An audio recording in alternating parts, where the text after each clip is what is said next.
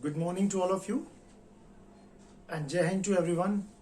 तो मैं दुर्गेश शाही आपके साथ अपनी पॉलिटी की क्लास को अब आगे बढ़ाता हूं।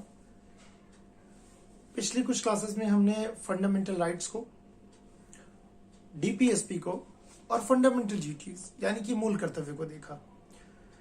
हमने अपने पार्ट 3 भाग 3 भाग 4 और भाग 4A पार्ट 4A के तहत डीपीएसपी को देखा। पार्ट 3 के तहत हमने फंडामेंटल राइट्स को देखा। पार्ट 4 के तहत हमने डीपीएसपी को देखा।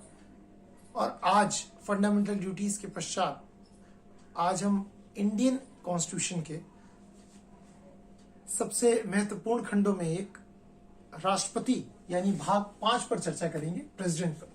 ठीक, हम सब जानते हैं कि राष्ट्रपति भारत के प्रथम नागरिक हैं। तो भारतीय संविधान में राष्ट्रपति का महत्व क्या है, राष्ट्रपति का स्थान क्या है, किस प्रकार की उनकी भूमिका है, इन सब को हम अपनी आने वाली क्लासेस में देखेंगे। और पार्ट 5 को जब डिस्कस करेंगे तो हम आर्टिकल 52 to 78 के तहत समझेंगे कि राष्ट्रपति जो है आखिर किस प्रकार से उनका संविधान में वर्णन या व्याख्यायित किया गया है और कितनी व्याख्या का पद है। ठीक, भारत के प्रथम नागरिक हैं तो इस दृष्टि से वैसे ही राष्ट्रपति का पद निर्विवाद रूप से महत्वपूर्ण हो जाता है। ठीक, तो परंतु किंतु ये आपके प्रीलिम्स और मेंस दोनों की दृष्टिकोण से ये टॉपिक बहुत इंपॉर्टेंट है। हर बार प्रीलिम्स में हो या मेंस हो, राष्ट्रपति पर प्रश्न अवश्य बनते ही बनते हैं अनावश्यक रूप से। तो हम प्रीलिम्स के फैक्ट और मेंस के कंसेप्ट को समझते हुए राष्ट्रपति के चैप्टर का शुभारंभ करते हैं। ठीक, तो पहले राष्ट्रपति को हम जाने कि राष्ट्रपति क्या है, कौन है। उससे पहले एक छोटी सी चीज को समझना बहुत जरूरी है ना। देखिए, भारत को जो संविधान है, भारतीय संविधान जो है वो शक्ति पृथक्करण के सिद्धांत पर आधारित है। किस पे? सेपरेशन ऑफ पावर्स पे, है ना। भाई, इंडिया का जो रूलिंग सिस्टम है, हमारा जो इंडियन कॉन्स्टिट्यूशन है, वो किसकी बात करता है? वो बात करता है separation of powers, separation of powers की। सेपरेशन ऑफ पावर्स को हिंदी में शक्ति पृथक्करण का सिद्धांत भी बोलते हैं। ठीक, शक्ति पृथक्करण के सिद्धांत या सेपरेशन ऑफ पावर्स के कंसेप्ट से मतलब है कि शक्तियों को अलग अलग व्यक्तियों के समूह में विभाजित कर दिया जाए।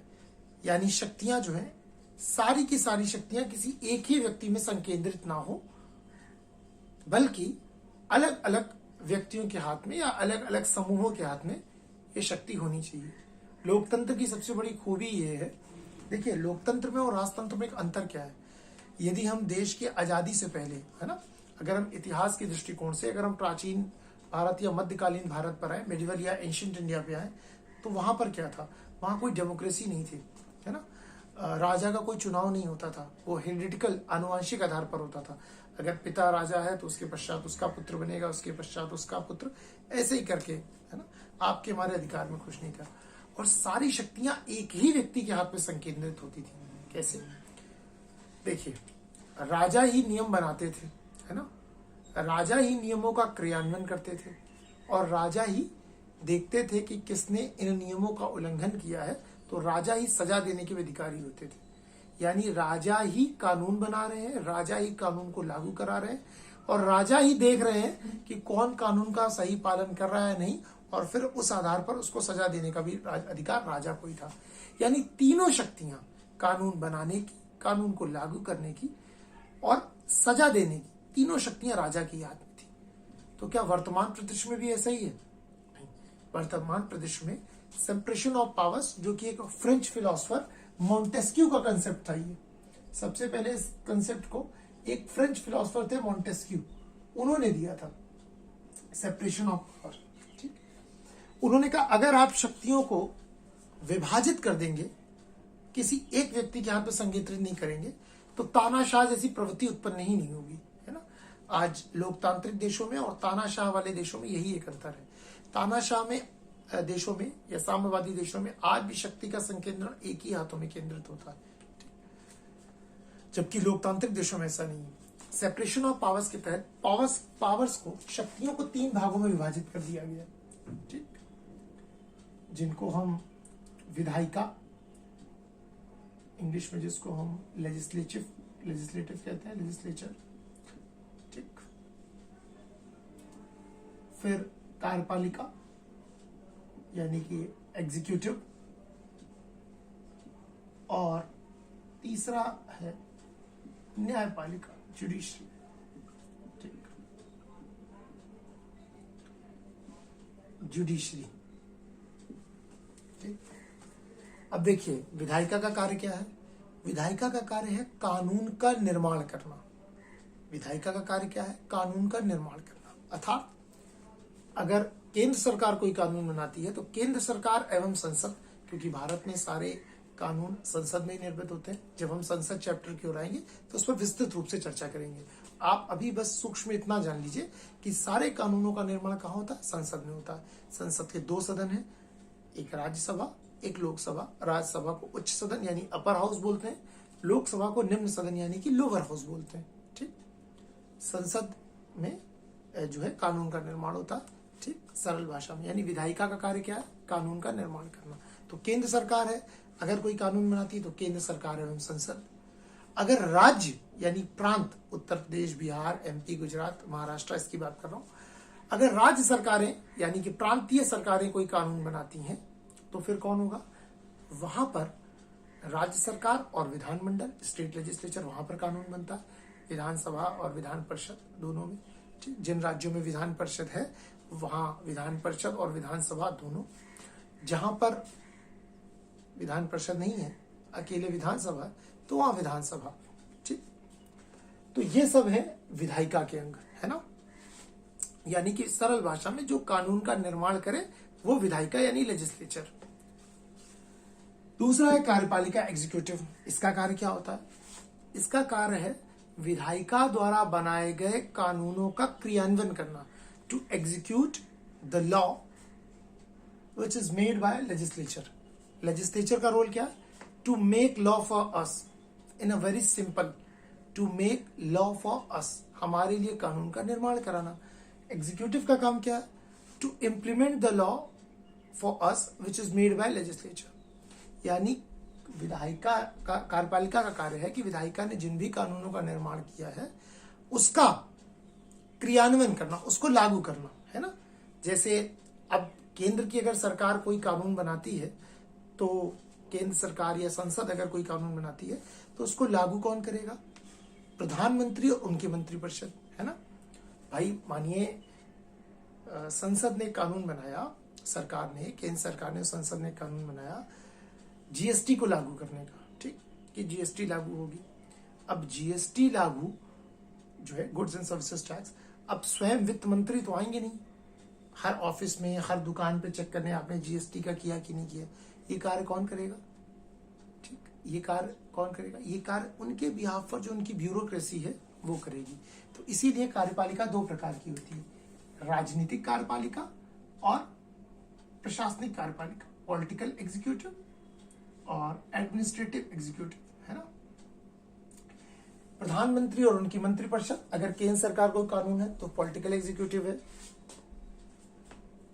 आईएएस, आईपीएस से लेकर, है ना, यानी कि अगर मैं बिल्कुल सरल भाषा में बोलूं तो अगर एक जिले में जो डीएम ऑफिस में, यानी डीएम सबसे बड़ा अधिकारी होता है एक जिले में, ठीक, और पुलिस व्यवस्था में कप्तान होते हैं पुलिस में, तो डीएम ऑफिस में बैठे डीएम से लेकर उस ऑफिस में बैठे चपरासी तक सब प्रशासनिक कार्यपालिका के अंग है ना।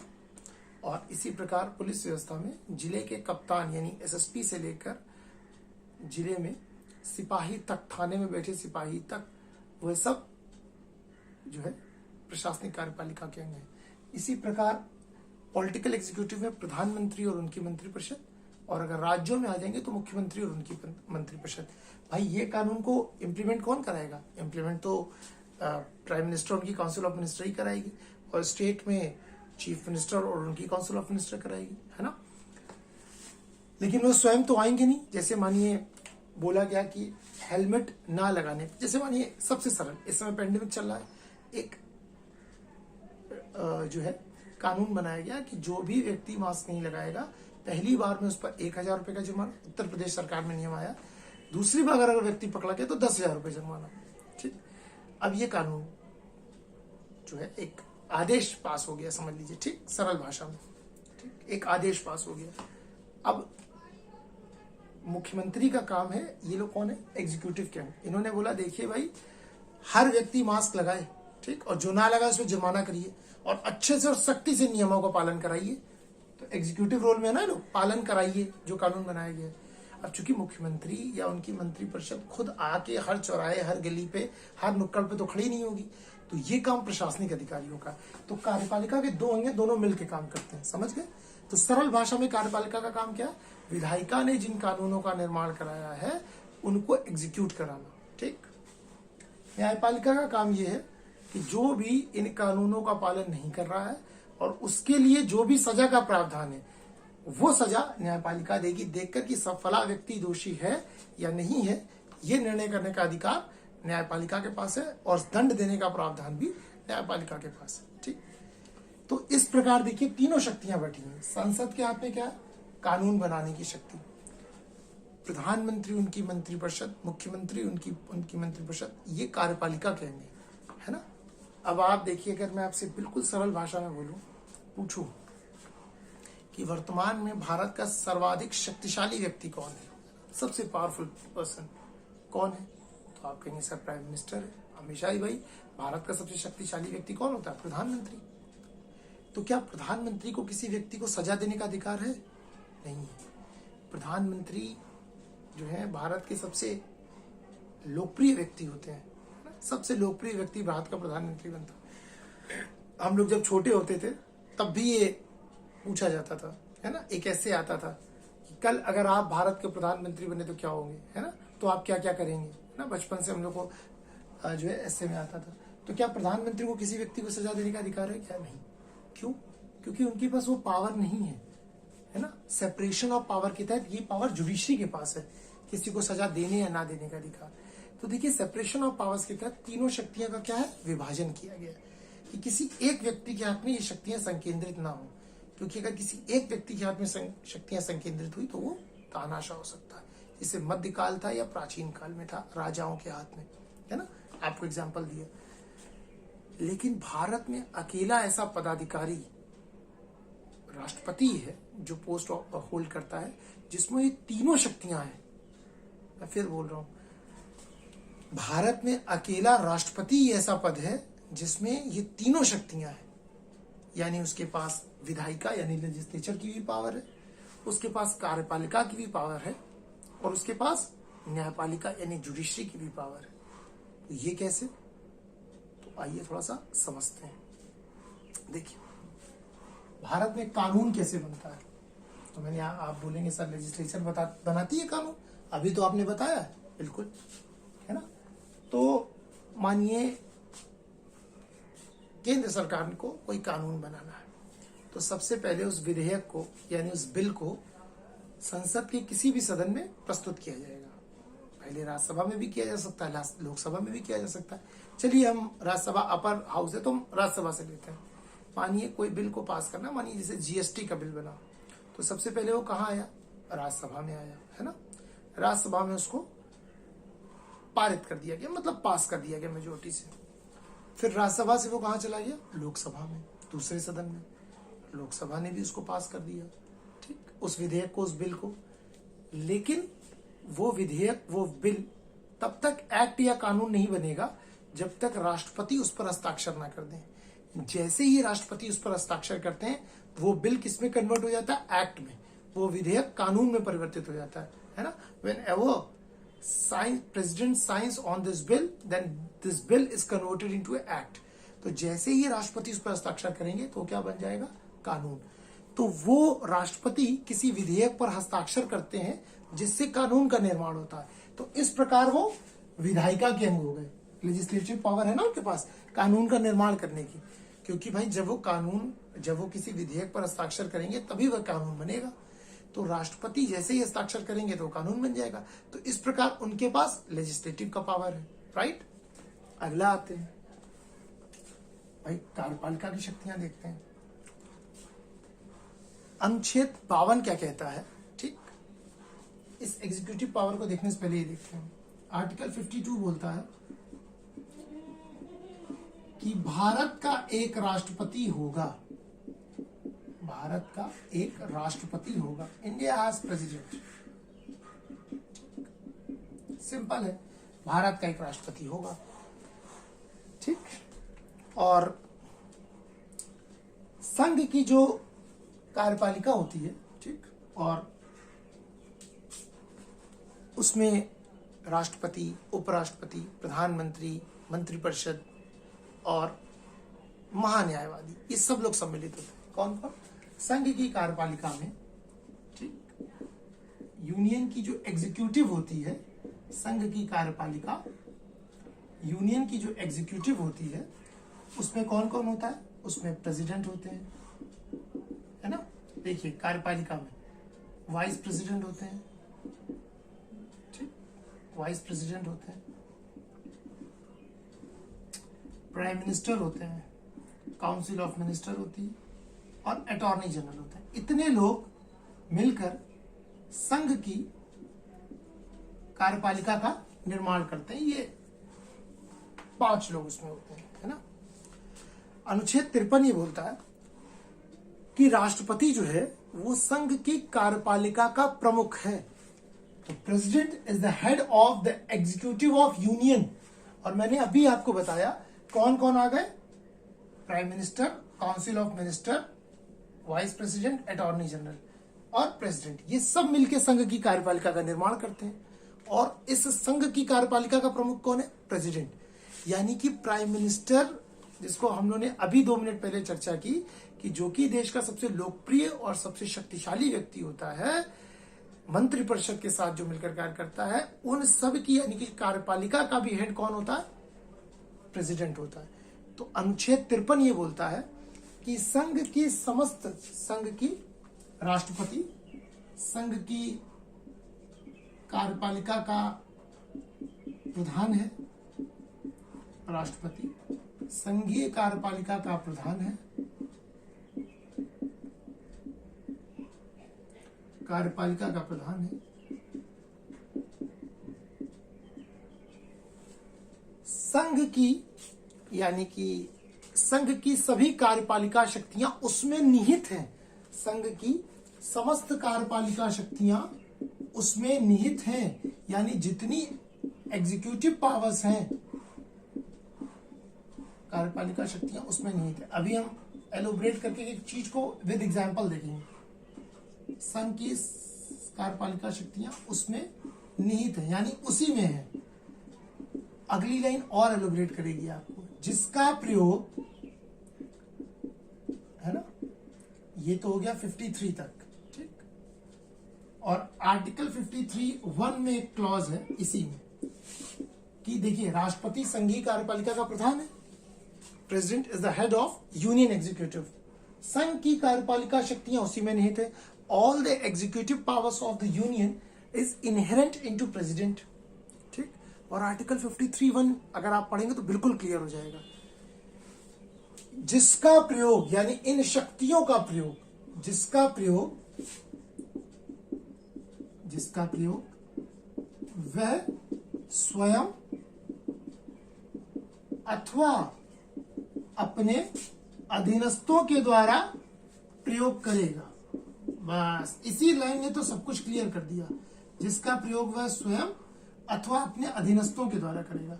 भाई ये राष्ट्रपति के ऊपर है ना, लिख गया आर्टिकल 53(1) में, लेकिन एक्चुअल में प्रेसिडेंट अपनी सारी पावर्स का यूज अपने अधीनस्थों के द्वारा कराता है ना। देखिए होता है घर में जो हेड ऑफ द फैमिली होते हैं, जैसे मानिए अगर दादाजी हैं, है ना, घर में शादी का कार्ड किसके नाम पर आता है? अगर दादाजी घर में जीवित हैं तो घर में शादी का कार्ड हमेशा दादाजी के नाम से आएगा, ठीक, head of the family, because वही है। लेकिन एक्चुअल में किस शादी में जाना है, कहां पर नहीं जाना है, कहां पर कितना व्यवहार देना है, कितना आपको सारी चीजें करनी है, किस हिसाब से वहां पर सारा करना है, क्या दादाजी डिसाइड करते हैं? नहीं, वो डिसाइड पिताजी करते हैं, है ना। क्योंकि एक प्रकार से तो father is like prime minister and grandfather यानी दादाजी इज लाइक प्रेसिडेंट। देखिए कार्य सारे उन्हीं के नाम पर हो रहे हैं। कार्ड किसके नाम पर आया? दादाजी के नाम पर। ठीक, पर एक्चुअल में घर में डिसाइड कौन कर रहा है? मानिए, चलिए फॉर एग्जांपल सरल भाषा में समझते हैं। हो सकता है दादाजी के 3 या 4 भाई हों, है ना, और चूंकि परिवार है तो कहीं ना कहीं कुछ कुछ होता ही रहता है। दादाजी के एक भाई से विगत 10 वर्षों से, 15 वर्षों से, 20 वर्षों से पिताजी से कुछ अनबन है, उनके बेटों से सारी चीजों में, दूसरे वाले दादाजी के भाई के बेटों से, और आना जाना बंद है। अब चूंकि विवाह का कार्यक्रम आया तो परिवार की बात आई तो कार्ड आया दादाजी के। कार्ड किसके नाम आया? दादाजी के नाम। ठीक, और अब कार्ड आया तो अब रोल चालू होता है पिताजी का कि वो जाएंगे कि नहीं जाएंगे। देखिए दादाजी का हो सकता है अपने भाई के प्रति मोह हो कि चले जाओ भाई, भाई के बच्चे हैं, लेकिन अब यहाँ पिताजी कहेंगे नहीं पिताजी, यहाँ पर जाना नहीं है, किसी को नहीं जाना है, आपको भी नहीं जाना है। ठीक, वो बोलेंगे भाई देख लो जैसा भी है। ठीक, तो उन्होंने कहा नहीं नहीं जाना है, वहां पर ऐसी ऐसी बात हो चुकी है और अब वहां से हम लोग जो है सहमत नहीं है रिश्ता चलाने की, चीजें बड़ी हो चुकी हैं, देखिए। तो उन्होंने कहा ठीक है भाई मत जाओ। ठीक, तो कोई नहीं गया शादी में। अब वहां क्या होगा भाई? कार्ड गया तो फलाने जी के यहाँ, उनके यहां से कोई नहीं आया, यानी कि कार्य सारे किसके नाम पर हो रहे हैं? राष्ट्रपति के नाम पर राष्ट्रपति करवा किससे रहे काम? अपने अधीनस्थों के द्वारा। उनके अधीनस्थ में कौन आएंगे?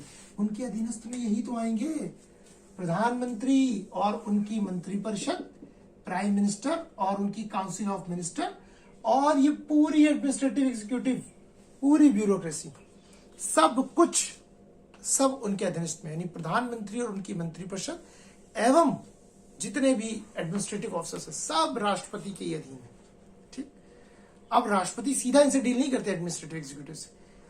राष्ट्रपति जो है मंत्रिपरिषद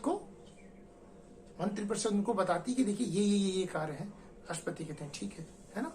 तो राष्ट्रपति अपनी शक्तियों का प्रयोग एक प्रकार से मंत्रिपरिषद के द्वारा कराते हैं। तो क्लियर हो गया आर्टिकल 53 कि राष्ट्रपति संघीय कार्यपालिका का प्रधान है। तो इस प्रकार से सारे कार्य जो है सरकार करती है। यानी जैसे अभी वर्तमान में मैं आपसे पूछूं कि किसकी सरकार है, तो आप बोलेंगे सर एनडीए की सरकार है, नेशनल डेमोक्रेटिक अलायंस, है ना, जिसमें भारतीय जनता पार्टी सबसे प्रमुख जो है दल है। तो और सरल भाषा में आदमी बोलेगा तो बोलेगा बीजेपी की सरकार है ना। एक्चुअल में एनडीए की सरकार, एक अलायंस की, है ना। और नारे लगे अब की बार किसकी सरकार, ऐसा वैसा, है ना। लेकिन आप कभी 26 जनवरी से एक दिन पहले राष्ट्रपति का राष्ट्र के नाम संबोधन सुनिए, या जब वह ज्वाइंट सेशन को संबोधित कर रहे होते हैं वर्ष के पहले उसमें, तो वो क्या बोलते हैं? राष्ट्रपति पहले के अभिभाषण को सुनिएगा जब वो राष्ट्र के नाम संबोधन करते हैं कि मेरी सरकार ने पिछले 1 वर्ष में ये कार्य किए हैं, मेरी सरकार अपने अगले आने वाले वर्ष में ये कार्य करेगी।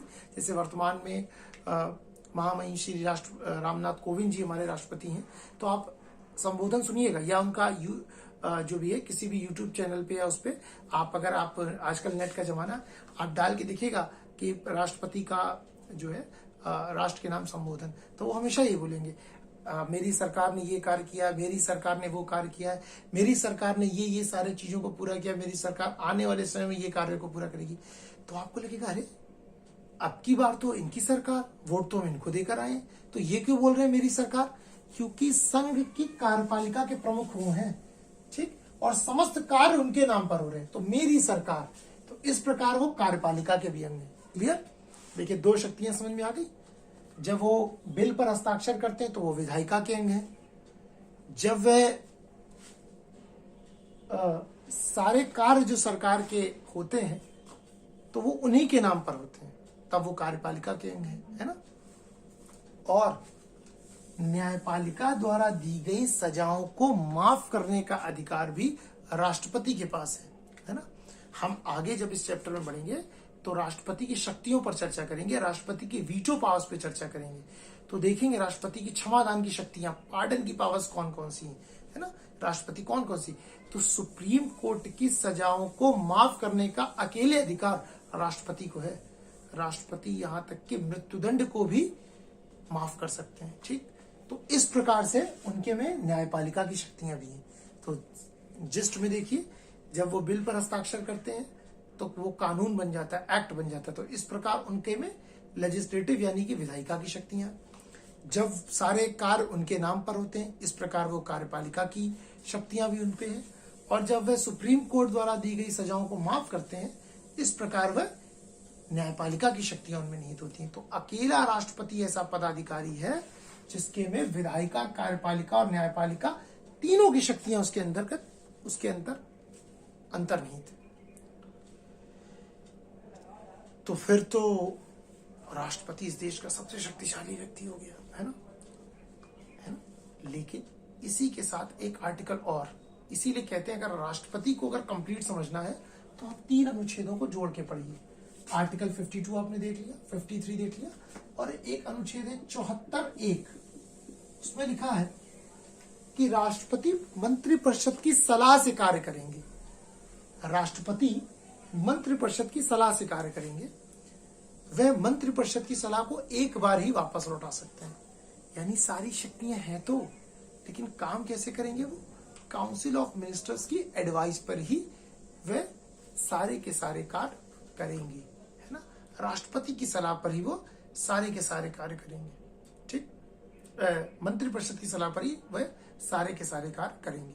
वह सिर्फ एक बार मंत्रिपरिषद की सलाह को वापस लौटा सकते हैं, लेकिन अगर मंत्रिपरिषद ने उस चीज को दोबारा भेजा तो फिर राष्ट्रपति को उसे मानना ही पड़ता है। ठीक, लेकिन इतनी सारी शक्तियां होने के पश्चात भी राष्ट्रपति को सबसे शक्तिशाली पद क्यों नहीं बोला जाता, जानते हैं? क्योंकि राष्ट्रपति जो है सिर्फ नाम मात्र के कार्यकारी अध्यक्ष है।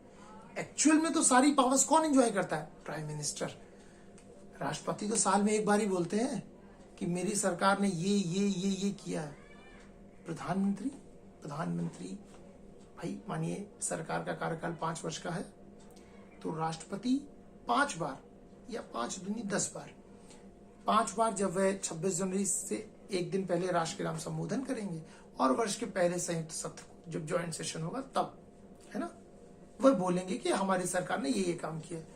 लेकिन जो प्रधानमंत्री होंगे वह 5 साल 5 वर्ष 365 दिन, प्रत्येक वर्ष 365 गुणे 5 वर्ष कर लीजिए, वो हर वक्त, हर क्षण, हर दिन, हर पल एक ही बात कि भाई हमारी सर, कोई भी पार्टी हो, किसी भी पार्टी के प्रधानमंत्री हो, सबका कार्य यही है कि भाई हमने ये किया, हमने ये किया, हमने ये किया, हमने ये किया।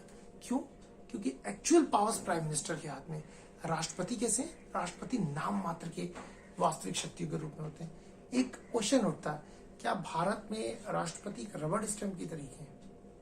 नहीं, तो बिल्कुल एक रबर स्टैंप की जैसे नहीं है। आप दूर से अगर उनको देखेंगे तो लगेगा एक रबर स्टैंप की जैसे, पर एक्चुअल में राष्ट्रपति, बहुत बार ये क्वेश्चन आता है, क्या वास्तव में भारत के राष्ट्रपति की भूमिका एक रबर स्टैंप की तरीके जो सिर्फ एक मुहर मारने के काम आती है? ठीक नहीं, ऐसा नहीं है। हाँ, अगर आप उनको बाहरी परिदृश्य से देखें, है ना, आउटर प्रेफरेंस से देखेंगे हम, आउटर पैरामीटर से, तो एक बार लगेगा ऐसा, लेकिन अगर थोड़ा गहराई में जाके देखें तो ऐसा नहीं है। ठीक, हाँ, उनके में ये सारी शक्तियां नहीं थी जो किसी में नहीं है, लेकिन फिर भी वह कभी आपको अपनी इन तीनों शक्तियों का हर समय प्रयोग करते हुए नहीं दिखेंगे। क्यों? क्योंकि जो राष्ट्रपति का पद है वो वास्तव में भारत में शक्ति से ज्यादा सम्मान का पद है ना? शक्ति से ज्यादा सम्मान का पद है। आप एक शक्तिशाली व्यक्ति का भी सम्मान करते हैं, है ना? भाई मानिए कोई शक्तिशाली व्यक्ति हो तो उसका भी आदमी को डर के सम्मान करना पड़ता है। हो सकता है शक्तिशाली व्यक्ति का सम्मान आप डर के कर रहे हो, मोस्टली ऐसा होता है कि शक्तिशाली व्यक्ति का सम्मान हम लोग डर के करते हैं। भाई शक्तिशाली है, कुछ कहना दे ना, कुछ करना दे, है ना? मानिए आप जा रहे हो, कोई 20-50 जो है आपको बंदूकधारी गुंडे टाइप के लोग आपको मिल जाए, है ना, आप अकेले हो, रात में आ रहे हो और वो आपसे कुछ बोले कि ऐसा भाई प्यास लगी, चलो पानी की बोतल ला दो। पानी की बोतल तो आप वैसे भी किसी को दे देंगे प्रेम से बोले तो, है ना? लेकिन अगर कोई आपसे अकेला व्यक्ति आप ही की काठी का और आपसे छीन के अगर पानी की बोतल मांगे तो क्या आप देंगे? नहीं। लेकिन आपसे 10 लोग असलहा लगाकर चल रहे हो और बोल देंगे भाई पानी की बोतल लाओ, प्यास लगी जरा, है ना, आप मना नहीं कर पाएंगे, आप दे देंगे। क्यों? क्योंकि उस समय वो आपसे ज्यादा शक्तिशाली है, तो वहां डर है। लेकिन सम्मानित अगर कोई व्यक्ति होगा तो आप दिल से उसके लिए कुछ करना चाहेंगे। तो राष्ट्रपति का पद शक्ति से ज्यादा सम्मान का पद है ना। और राष्ट्रपति का पद रबड़ स्टैम्प की तरह नहीं है। राष्ट्रपति की भूमिका जो है रेफरी की जैसी होती है, मैच के रेफरी के जैसे। हम सबको क्रिकेट बड़ा पसंद होगा, भारत में तो क्रिकेट एक धर्म की तरीके है ना, हम सब परिचित हैं। बहुत कम ही लोग ऐसे होंगे जो भारत में क्रिकेट को नहीं पसंद करते होंगे, है ना। तो क्रिकेट में अगर मैं आपसे पूछूं सबसे शक्तिशाली पद कौन सा है, तो क्रिकेट में सबसे शक्तिशाली पद कौन सा है? क्रिकेट में सबसे शक्तिशाली पद कुछ लोगों से पूछा जाए तो वो कहेंगे अंपायर है ना। अंपायर है भाई, जिसको मन किया आउट को उसने नॉट आउट दे सकता है, नॉट आउट को आउट दे सकता है। तो किसी का भी जीवन दे सकता है, किसी की भी पारी को, इनिंग्स को वो लाइव दे सकता है, और किसी भी की पारी को जीवन ले सकता है ना। एक प्रथम दृष्टिया तो लगेगा अंपायर ही है सबसे शक्तिशाली, पर नहीं। एक्चुअल में सबसे शक्तिशाली व्यक्ति जो है वो है मैच रेफरी, है ना। मानिए अब देखिए सामान्य परिस्थिति में हमें क्या लगता है, अंपायर है, मैच चल रहा है, नॉर्मल है। लेकिन मानिए बारिश की परिस्थिति हो गई, है ना, बारिश की परिस्थिति हो गई, मैच रुक गया, थोड़ी देर बाद मैच चालू हुआ, दोबारा बारिश की परिस्थिति उत्पन्न हो गई। अब मैच होगा या नहीं होगा इसका अंतिम निर्णय कौन लेता है? हमेशा मैच रेफरी लेता है कि मैच होगा या नहीं होगा। इसका अंतिम निर्णय कौन लेता? मैच रेफरी लेता है, ठीक। या फिर किसी खिलाड़ी ने किसी खिलाड़ी के साथ बदतमीजी कर दी मैच के दौरान, एम्पायर से किसी चीज पे आर्गुमेंट कर दिया ये, तो उसके लिए किस दंड का, कितनी सजा का प्रावधान है, इस सब का निर्णय मैच रेफरी करते हैं। तो देखिए मैच रेफरी एक्चुअल में सबसे ज्यादा शक्तिशाली व्यक्ति है। वो मैच को रद्द तक करवा सकता है, वो किसी को दंड दे सकता है। एम्पायर किसी को दंड नहीं दे सकता, एम्पायर मैच कैंसिल नहीं करा सकता है, लेकिन मैच रेफरी के पास पावर है। लेकिन फिर भी क्या हम मैच रेफरी को हर कंडीशन में देखते हैं? नहीं, मैच रेफरी को यदा कदा देखते हैं जब कुछ ऐसी विशेष परिस्थिति होती है। तो राष्ट्रपति बिल्कुल वैसे ही है। राष्ट्रपति के पास समस्त शक्तियां हैं, लेकिन फिर भी वे अपनी शक्तियों का प्रयोग साधारण परिस्थितियों में नहीं करते हैं। वे अपनी शक्तियों का प्रयोग विशेष परिस्थिति में करते हैं, आपातकालीन परिस्थितियों में करते हैं। मानिए देश में त्रिशंकु लोकसभा की स्थिति बन जाए, हंग असेंबली की, किसी पार्टी को बहुमत ही न मिले, तब राष्ट्रपति अपनी विवेकाधीन शक्तियों का प्रयोग करके किसी भी बड़े दल को, जो भी होगा, या अपने विवेकाधीन पे किसी भी दल को जो है बहुमत करके सरकार बनाने के लिए बोल सकते हैं। फिर उसको एक समय दे सकते हैं कि भाई वो अपना बहुमत सिद्ध करे, यानी किसी को भी प्रधानमंत्री पद की शपथ दिलवा सकते हैं। यहाँ पर फिर वो पावर यूज करते हैं अपने डिस्क्रिमिनेटरी पावर से, लेकिन समान परिस्थितियों में नहीं, ठीक। तो राष्ट्रपति एक तरह से मैच रेफरी के तरीके है, राष्ट्रपति एक तरह से इमरजेंसी लाइट की तरीके है ना। अब चूंकि इन्वर्टर का दौर आ चुका है, इमरजेंसी लाइट्स का दौर नहीं है, लेकिन आपके हमारे फोन में, सबके फोन में एक लाइट होती है which is like emergency light, है ना। तो क्या आप 24 घंटे, अगर आपको घर में पढ़ाई करनी होती है, तो क्या आप घर में पढ़ाई ट्यूबलाइट पे करते हैं या मोबाइल की लाइट में जला के करते हैं? ट्यूबलाइट पे करते हैं ना। जब तक आपको पर्याप्त रोशनी मिल रही है, ट्यूबलाइट यानी कि इलेक्ट्रिसिटी बोर्ड आपको लाइट दे रहा है, तो हम लोग क्या करते हैं? लाइट में ही पढ़ेंगे। लेकिन अगर किसी ऐसे रास्ते पर है जहां पर स्ट्रीट लाइट भी नहीं है, बहुत अंधेरा है, तब फिर आप विशेष परिस्थिति में उस मोबाइल की लाइट का प्रयोग करते हैं। या अगर आपके घर में लाइट चली गई हो, इन्वर्टर भी आपका खराब हो गया हो, ठीक, मानिए कोई फॉल्ट हो गया हो लंबा, और लाइट 24 घंटे के लिए चली गई हो, ठीक, और 7-8 घंटे में इन्वर्टर बोल गया हो, खत्म हो गया, और आपको कुछ जरूरी काम करना हो, तो फिर हम लोग अपनी मोबाइल की लाइट जलाते हैं। वो इमरजेंसी लाइट है, विशेष परिस्थितियों में प्रयोग कर रहे हैं आप उसको, समान परिस्थितियों में नहीं करते हैं। तो बिल्कुल राष्ट्रपति भी ऐसे ही है। राष्ट्रपति अपनी विवेकाधीन शक्तियों का प्रयोग जो उनके अंतर्गत निहित है, वो कब करते हैं? राष्ट्रपति उसको आपातकालीन यानी आकस्मिक परिस्थितियों में करते हैं, सामान्य परिस्थितियों में नहीं। इसीलिए राष्ट्रपति के पद को शक्ति के स्थान पर सम्मान का पद बोला जाता है ना। इसीलिए बोला जाता है कि राष्ट्रपति में समस्त शक्तियां निहित है, परंतु फिर भी वह वास्तविक शासक ना होकर कार्यकारी शासक है, परंतु वो बिल्कुल रबर स्टैम्प भी नहीं है ना। तो यहां तक आपको राष्ट्रपति की पूरी भूमिका समझ में आ गई होगी, है ना। क्योंकि देखिए राष्ट्रपति के चैप्टर्स के आर्टिकल को समझने के लिए पहले हमें राष्ट्रपति की भूमिका और राष्ट्रपति के महत्व को समझना होगा। तो मैं आशा करता हूं कि राष्ट्रपति की भूमिका आपको अच्छे से क्लियर हो गई होगी। ठीक, अब हमने अनुच्छेद 52 को देख लिया, जिसके अंतर्गत भारत का एक राष्ट्रपति होगा, और अनुच्छेद 53 ये बोलता है कि राष्ट्रपति संघीय कार्यपालिका का प्रधान है, संघ की कार्यपालिका शक्तियां उसमें निहित है। और आर्टिकल 53(1) क्या बोलता कि राष्ट्रपति उन शक्तियों का प्रयोग स्वयं अथवा अपने अधीनस्थों के द्वारा करेगा। तो ये तो हो गया आपका अनुच्छेद 52 और अनुच्छेद 53। ठीक, अब हम अपने राष्ट्रपति में अगले अनुच्छेद 54 की तरफ बढ़ते हैं। तो इसको आर्टिकल बाई आर्टिकल आप पढ़िएगा, समझिएगा या नोट्स बनाइएगा, क्योंकि एग्जाम्स में राष्ट्रपति के आर्टिकल्स पे क्वेश्चन आ जाते हैं कि भाई राष्ट्रपति का निर्वाचक मंडल किसमें है, राष्ट्रपति की पदा अवधि किस आर्टिकल में, यानी टर्म ऑफ ऑफिस 5 साल तक वो रहता है, किसमें बताया गया है, राष्ट्रपति की जो महाभियोग चलाया जाता है वो किसमें है ना। तो ये सारे क्वेश्चन जो है राष्ट्रपति की जो निर्वाचन पद्धति वो कैसे होती है, इलेक्शन कैसे होता है, वो किस आर्टिकल में, आर्टिकल 55 में, तो अलग अलग पूछा जाता है। तो 52 और 53 क्लियर हो गया आपको। अब हम आते हैं अनुच्छेद 54 की तरफ। ठीक, अनुच्छेद 54 राष्ट्रपति की निर्वाचक मंडल की बात करता है, इलेक्टोरल बोर्ड ऑफ प्रेसिडेंट, राष्ट्रपति के निर्वाचक मंडल की बात करता है ना। तो अब हम देखते हैं अनुच्छेद 54 में जो राष्ट्रपति के निर्वाचक मंडल की बात हो रही है, कौन कौन लोग दरअसल राष्ट्रपति के निर्वाचक मंडल में होते हैं।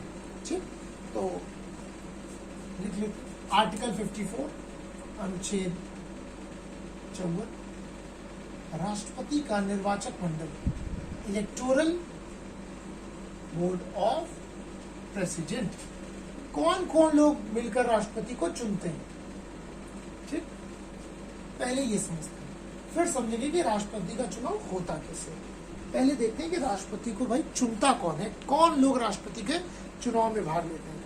हम और आप तो लेते नहीं है ना। हम लोग तो भाई लोकसभा के लिए वोट देते हैं। ठीक, हम लोग राज्य विधानसभाओं के लिए वोट देते हैं, हम लोग एमएलसी के लिए वोट देते हैं, हम लोग स्थानीय निकाय, हम लोग एमएलए और एमएलसी के लिए वोट देते हैं। उत्तर प्रदेश में तो एमएलसी का भी वोट होता है, तो हम लोग एमएलसी के लिए, साधारण जनता वोट नहीं देती है। हमने आपसे इसलिए बोला कि जो ग्रेजुएट्स लोग हैं, स्नातक, जिनकी 3 वर्ष की जिनकी स्नातक डिग्री पूर्ण हो चुकी है, वो तो जो है एमएलसी के लिए वोट देते ही हैं। लेकिन सामान्य जनता जो लोकसभा और विधानसभा के चुनाव में भाग लेती है, वो सारी जनता भाग नहीं लेती। हाँ, जिन्होंने स्नातक पूर्ण किया होता है, जिनकी डिग्री को 3 वर्ष हो गए होते, ऐसे लोग राष्ट्रपति के एमएलसी के चुनाव में वोट करते हैं। ठीक, ग्रेजुएट्स वाले, वो एक अलग प्रक्रिया, वो मैं आपको स्टेट लेजिस्लेचर जब पढ़ाऊंगा तो बताऊंगा। ठीक, तो हम साधारणतः हम लोकसभा के चुनाव होते हैं तब वोटिंग करते हैं, विधानसभा के चुनाव में वोटिंग करते हैं, और स्थानीय निकायों के चुनाव में वोट करते हैं। अगर कोई व्यक्ति शहर में रह रहा है तो वो नगर निगम में अगर है तो नगर निगम के लिए, नगर पालिका में पड़ता है तो नगर पालिका के लिए, नगर पंचायत में पड़ता है तो नगर पंचायत के लिए वोट देता है ना। अगर कोई ग्रामीण क्षेत्र में है तो फिर वो एक ग्राम पंचायत के लिए वोट देता है, एक क्षेत्र पंचायत में देता है जिसको आप बीडीसी बोलते हैं, एक जिला पंचायत के लिए जिला पंचायत सदस्य के रूप में वोट। तो अमूमन एक व्यक्ति इतने सारे वोट देता है। तो अगर हम साधारण भाषा में जोड़े, अगर गांव क्षेत्र में रह रहे हैं आप तो 3 और 2, 5 वोट साधारणतः एक व्यक्ति देता है ना। चलिए, तो राष्ट्रपति के चुनाव में तो हम वोट देते नहीं, तो भाई कौन कौन वोट देता है। तो राष्ट्रपति के चुनाव में सबसे पहले संसद के दोनों सदनों के निर्वाचित सदस्य, बहुत ध्यान से समझिएगा, एक एक लाइन, एक एक शब्द पे बड़ा ध्यान दीजिएगा। संसद के दोनों सदनों के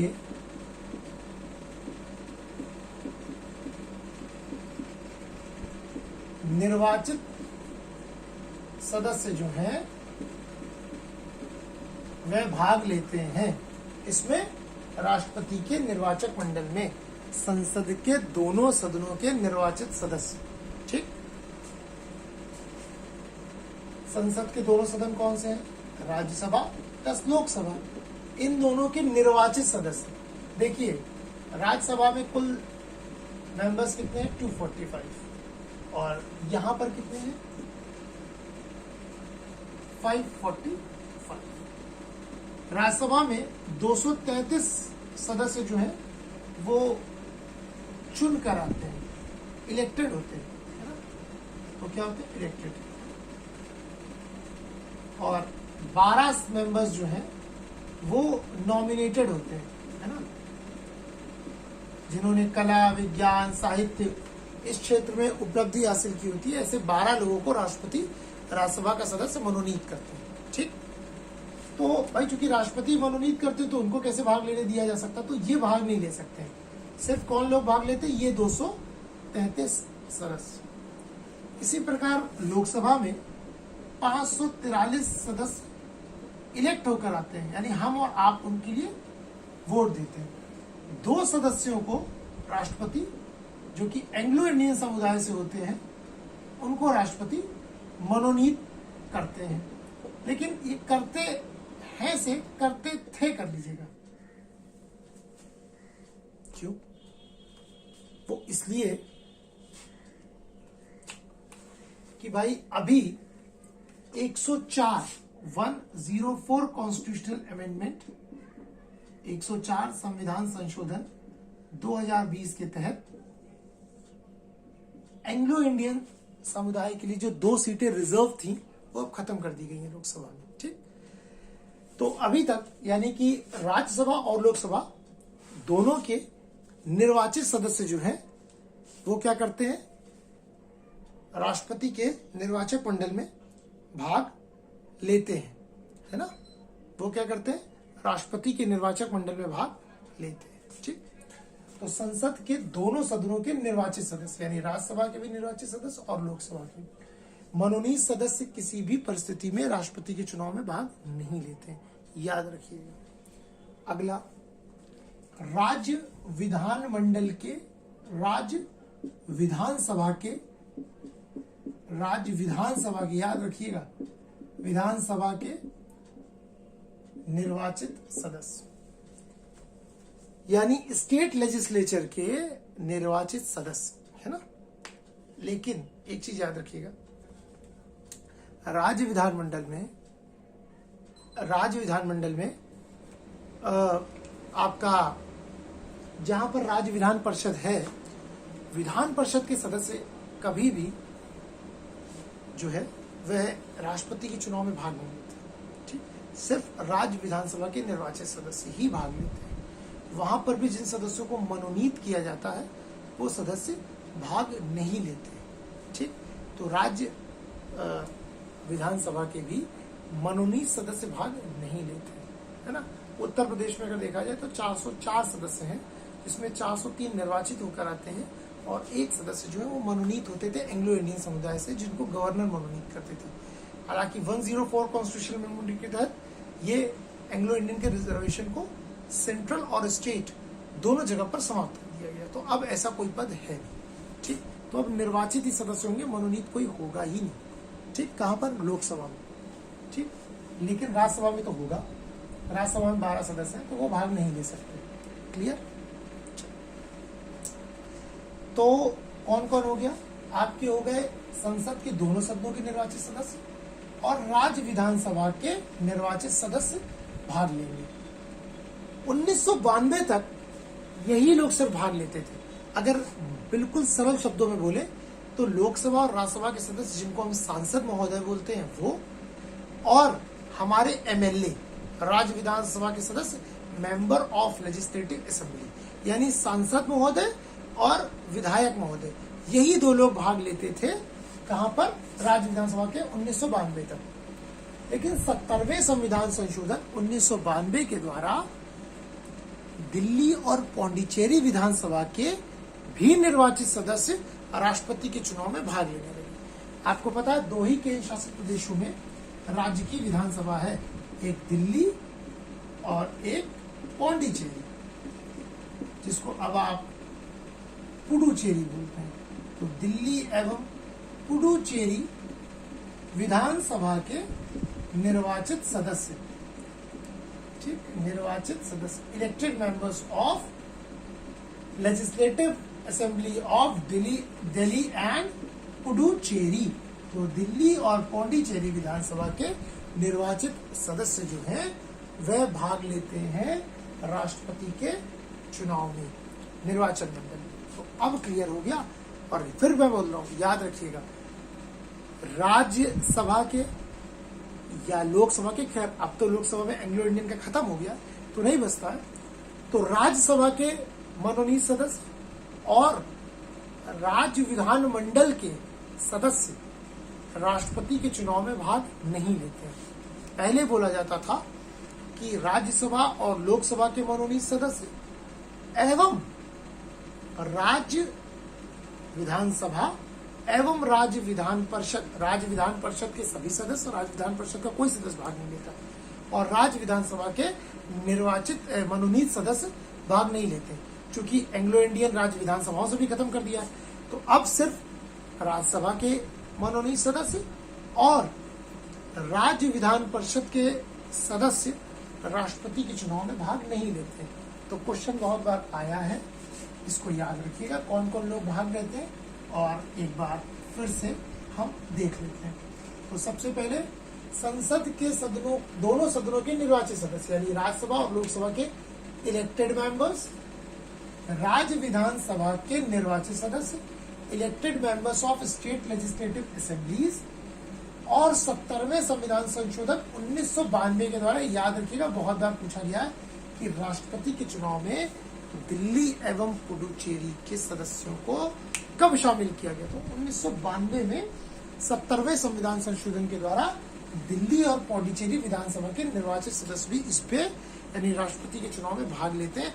बिल्कुल सरल भाषा में एकदम रट लीजिएगा। क्लियर? तो फिर से क्विक, कौन कौन भाग लेता है? संसद के दोनों सदनों के निर्वाचित सदस्य, राज्य विधानसभाओं के निर्वाचित सदस्य और दिल्ली और पुडुचेरी विधानसभा के निर्वाचित सदस्य, जो कि 70वें संविधान संशोधन 1992 के द्वारा जोड़े गए। तो ये आपका हो गया आर्टिकल 54 यानी कि राष्ट्रपति का निर्वाचक मंडल। आई होप ये सबको क्लियर हो गया होगा, है ना। अब हम बढ़ते हैं आर्टिकल 55 की ओर, अनुच्छेद 55 की। और अनुच्छेद 55 क्या बात करता है? आर्टिकल 55 राष्ट्रपति के निर्वाचन की रीति की बात करता है। आर्टिकल 55 क्या बात करता है? राष्ट्रपति के निर्वाचन की रीति की बात करता है। एक काम करते हैं, इसको हम लोग यहीं से, क्योंकि इसको भी थोड़ा सा समझना पड़ेगा। ठीक, तो ये जो निर्वाचक मंडल है ये आप लोग नोट कर लीजिएगा, है ना। और नोट्स बनाकर अगर आप इस चीज को नोट करते जाएंगे तो आपके एग्जाम्स के लिए बड़ा इजी रहेगा, क्विक रिवीजन हो जाता है। जब आप अपने हैंडमेड नोट्स बनाते जाते हैं, है ना, तो जितना भी मैं आपको पढ़ा रहा हूँ अगर आप नोट्स बनाते जाएंगे तो आपको बड़ा क्विक रिवीजन होगा एग्जाम के टाइम में। ठीक, तो अब हम आते हैं अनुच्छेद 55 की ओर, आर्टिकल 55 की ओर। अनुच्छेद 55 में राष्ट्रपति की निर्वाचन की रीति बताई गई है। ठीक, राष्ट्रपति के निर्वाचन की रीति बताई गई है कि भाई प्रेसिडेंट का इलेक्शन का प्रोसेस क्या है, manner of the election of president, manner of election of president. ठीक भाई, कैसे राष्ट्रपति चुने जाते हैं। 54 में ये तो देख लिया कि कौन कौन लोग चुनते हैं, है ना, कौन कौन लोग भाई राष्ट्रपति के चुनाव में वोट देते हैं, ये तो आर्टिकल 54 में समझ लिया। भाई कैसे वोट देते हैं, चुनाव कैसे होता है ये भी तो समझे। क्या लोकसभा और विधानसभा का जैसे चुनाव होता है क्या वैसे ही चुनाव होता है? तो आइए देखते हैं। तो अनुच्छेद 55 के अनुसार राष्ट्रपति के निर्वाचन की जो रीति है, वो राष्ट्रपति का चुनाव कैसे होता है, वो अप्रत्यक्ष निर्वाचन प्रणाली द्वारा किया जाता है। सबसे सरल, अनुच्छेद 55 के अनुसार जो राष्ट्रपति का चुनाव है वो अप्रत्यक्ष रीति द्वारा किया जाता है। अप्रत्यक्ष जो है निर्वाचन प्रणाली के द्वारा ये चुने जाते हैं। अप्रत्यक्ष निर्वाचन प्रणाली का मतलब क्या है और प्रत्यक्ष निर्वाचन प्रणाली का अर्थ क्या होता है, पहले इसको समझते हैं। देखिए, प्रत्यक्ष निर्वाचन का मतलब होता है जब जनता सीधे उसमें वोटिंग कर रही हो, हम आप डायरेक्ट वोट कर रहे हो, है ना।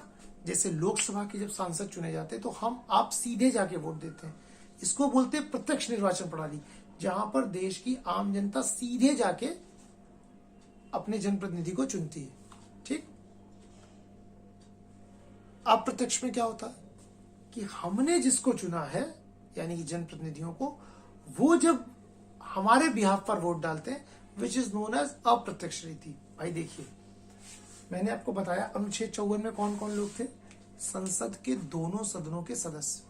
अब जो लोकसभा में जो सांसद महोदय हैं वो कैसे सांसद बने हैं, हमने और आपने उनको वोट दिया तभी तो सांसद बने हैं, है ना। तो चूंकि अप्रत्यक्ष रीति में माना जाता है कि अगर सांसद महोदय जिस भी प्रत्याशी को, राष्ट्रपति के प्रत्याशी को वोट देंगे, या हमारी राज्य विधानसभाओं के जो सदस्य हैं यानी विधायक जो हैं जिस भी कैंडिडेट को राष्ट्रपति के चुनाव में वोट देंगे, ऐसा माना जाएगा कि वो हम ही ने वोट दिया है, क्योंकि भाई हमने चुनकर उनको भेजा तो वो हमारे बिहाफ पे ही वहां पर वोट डाल रहे हैं। अप्रत्यक्ष निर्वाचन प्रणाली का मतलब यही होता है, ठीक, कि जो जनप्रतिनिधि वोट दे रहे हैं वो एक प्रकार से अपनी उसी जनता का, जिन्होंने उनको चुन के भेजा है, उन्हीं के द्वारा दिए गए, यानी उनके मत में हमारा मत है, क्योंकि हमने चुनको उनको भेजा है और वो जिसको चुन रहे हैं तो इट मीन सही चुन रहे होंगे क्योंकि हमने सही व्यक्ति को चुन के वहां भेजा। क्लियर? चलिए, तो जो राष्ट्रपति का चुनाव है अप्रत्यक्ष निर्वाचन प्रणाली में, क्योंकि चूंकि वहां पर जनप्रतिनिधि वोट देते हैं, सांसद और विधायक महोदय, तो उसको अप्रत्यक्ष निर्वाचन प्रणाली बोला जाता है, क्योंकि सीधे जनता वहां पर वोट नहीं देती। ठीक, लेकिन इस प्रणाली को बोला क्या जाता है, तो ध्यान से देखिएगा, राष्ट्रपति का जो निर्वाचन होता है, प्रेसिडेंट का जो इलेक्शन है, राष्ट्रपति का निर्वाचन, वो आनुपातिक प्रतिनिधित्व, बड़ा ही हिंदी में थोड़ा सा बड़ा टिपिकल नाम पड़ जाता है, आनुपातिक प्रतिनिधित्व पद्धति। ठीक, इसको बोला जाता है proportional representative system. Proportional representative system, proportional representative system. तो राष्ट्रपति का निर्वाचन रिप्रेजेंटेटिव सिस्टम, तो राष्ट्रपति का निर्वाचन आनुपातिक प्रतिनिधित्व पद्धति की एकल मत संक्रमणीय पद्धति से, एकल मत संक्रमणीय पद्धति से होता है। एकल मत संक्रमणीय पद्धति से, यानी कि सिंगल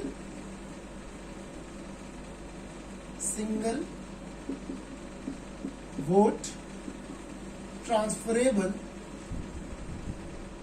सिस्टम से होता है,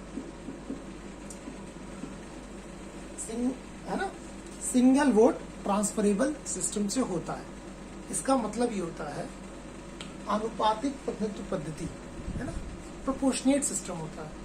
यानी अब हम और आप जब लोकसभा या विधानसभा का वोट देने जाते हैं तो कैसे जाते हैं, है ना, जब हम विधायक या सांसद चुने जाते हैं, मानिए कुल 10 प्रत्याशी सांसद के चुनाव में खड़े, है ना, मानिए एक कांग्रेस पार्टी से, एक भारतीय जनता पार्टी से, समाजवादी पार्टी से, बहुजन समाज पार्टी से, ये तो मैंने समाजवादी पार्टी को छोड़ दें तो तीनों राष्ट्रीय पार्टी के नाम ले लिए, है ना। इसके अलावा सीपीआई से, सीपीएम से, ये भी दोनों राष्ट्रीय पार्टियां हैं। उत्तर प्रदेश में चूंकि समाजवादी पार्टी का राज्य स्तरीय पार्टी है और एक सशक्त पार्टी इसके सबसे, समाजवादी पार्टी से कुछ निर्दलीय भी होंगे, कुछ और छोटी मोटी दलों से, तो कुल मिला के मानिए 10 प्रत्याशी हैं। तो आप जब वोट देने गए तो आपको जिसको वोट देना, जिसको चुनना है, आप बस उसके आगे अपना ईवीएम में बटन पुश करके आ गए। ठीक, ये हो गया first pass the post system. एक व्यक्ति को गए, आप वोट देकर आ गए और जो उनमें सबसे अधिक वोट पा जाएगा वो जीत जाएगा। ठीक, जो उनमें सबसे अधिक वोट पा जाएगा वो जीत जाएगा। ये होता है first pass the post system. ठीक, लेकिन राष्ट्रपति का चुनाव ऐसे नहीं होता है। राष्ट्रपति का चुनाव क्या है, आनुपातिक प्रतिनिधित्व पद्धति की सिंगल वोट ट्रांसफर, एक वोट का महत्व है। अब देखिए वहां पर क्या होता है, वहां पर अगर 4 कैंडिडेट हैं, मानिए राष्ट्रपति के चुनाव में A, B, C, D 4 व्यक्ति हैं। अच्छा, राष्ट्रपति का चुनाव ईवीएम पे नहीं होता, एक बैलेट पेपर पे होता है। किस पे होता है, बैलेट पेपर पे। उस पे A, B, C, D करके 4 प्रत्याशी हैं। ठीक, जैसे मानिए ऐसे A, B, C और D तो अगर मानिए आपकी फर्स्ट प्रेफरेंस कौन है, ए, आप चाहते ए बने, ठीक, या मेरे हिसाब से ए बनना चाहिए। फिर वो एक तरह से पूछता, अच्छा अगर ए ना हो तो फिर सेकंड नंबर पे इसके अलावा तो आप कहेंगे भाई बी बन जाए, अच्छा थर्ड नंबर पे ये, फोर्थ नंबर पे ये। तो ऐसे वहां पर जो है वोटिंग की जाती है कि मेरी पहली प्रेफरेंस ये है, प्रेफरेंस देनी पड़ती है, first preference, second preference, third preference, fourth preference, right. तो 1 2 3 4 करके प्रेफरेंस देनी होती है, ठीक। अच्छा वोट कौन देते हैं, एमपी और एमएलए। वहां पर क्या होता है, एक एक एमएलए और एक एक एमपी के वोट की वैल्यू को काउंट किया जाता है, ठीक। एक्चुअली जितने वोट पड़ेंगे उन ऐसा नहीं कि जिसको ज्यादा मिल गए, कुल वैध मतों का जितने लीगल वोट पड़ेंगे, जितने वैलिड वोट होंगे, है ना, उसका 50% प्लस 1 वोट चाहिए होगा जीतने के लिए। यानी कि जितने वोट वैलिड पड़ेंगे राष्ट्रपति के चुनाव में, सांसद और जो आपके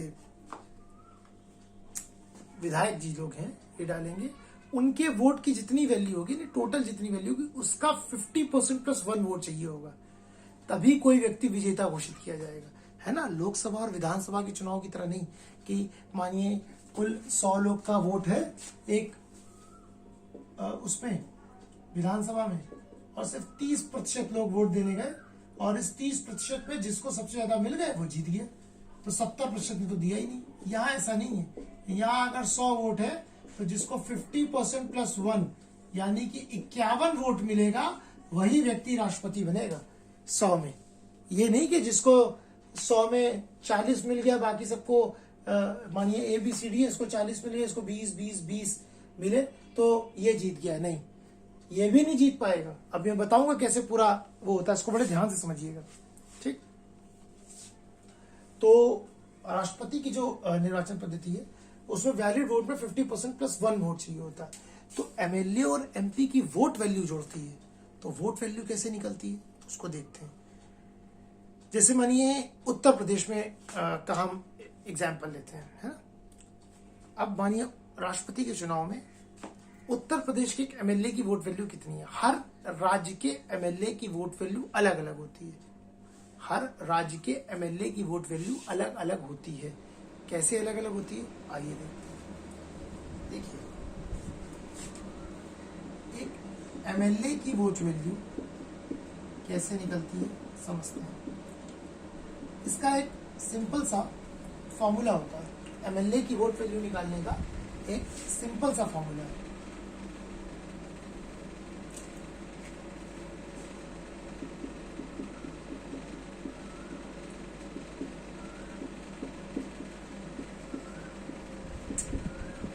सबसे पहले उस राज्य की कुल जनसंख्या को लिख लीजिए, ठीक। अच्छा मानिए उत्तर प्रदेश है, तो उत्तर प्रदेश की कुल जनसंख्या कितनी है, राज्य की कुल जनसंख्या। लेकिन 2000 चूंकि 2021 में जनगणना तो हुई नहीं, तो 2011 की जनगणना नहीं, राष्ट्रपति के चुनाव में हमेशा 1971 की जनसंख्या के आधार पर जो है राज्य की कुल जनसंख्या को नोट किया जाता है। यानी उत्तर प्रदेश की कुल जनसंख्या जो 1971 में थी उसको आप नोट करेंगे। एक एमएलए की अगर आपको वोट वैल्यू निकालनी है तो उत्तर प्रदेश की जो 1971 में जनसंख्या थी उस जनसंख्या को रखना पड़ेगा। यानी राज्य की कुल जनसंख्या अपॉन उस राज्य के सदन के कुल निर्वाचित सदस्यों की संख्या। यानी उत्तर प्रदेश में कुल निर्वाचित सदस्य कितने हैं, 403। यानी कि राज्य के निर्वाचित सदस्यों की राज्य विधानसभा के निर्वाचित सदस्यों की संख्या, ठीक।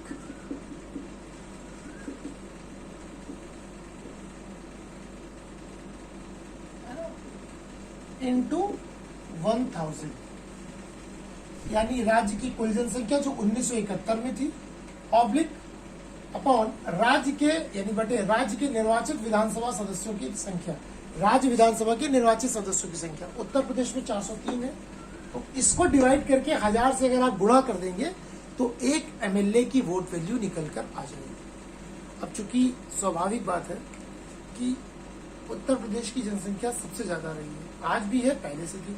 शुरू से उत्तर प्रदेश भारत में सबसे अधिक आबादी वाला देश है, तो जाहिर सी बात है जहां पर आबादी ज्यादा होगी वहां पर विधानसभा की सीटें भी ज्यादा होंगी। तो उत्तर प्रदेश में जो है सर्वाधिक जनसंख्या भी, सबसे ज्यादा सीटें भी, तो सबसे ज्यादा एमएलए की वोट वैल्यू भी यही की निकल के आएगी। तो सर्वाधिक जो एमएलए की वोट वैल्यू है वो उत्तर प्रदेश की है।